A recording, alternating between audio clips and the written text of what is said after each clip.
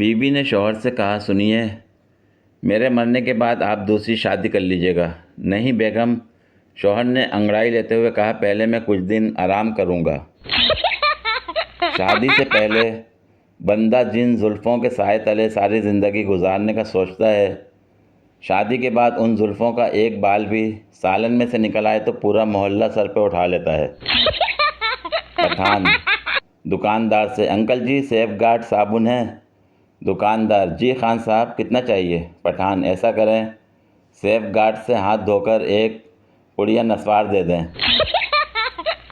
उस वक्त आपको कितना दुख होगा जब आपका दोस्त आपके कंधे पर हाथ रखकर बोले, यार तुमको एक बात बताना चाह रहा हूँ, तुम जिस लड़की से फेसबुक पर 2 माह से बात कर रहे हो वो मेरा ही फीमेल आईडी है।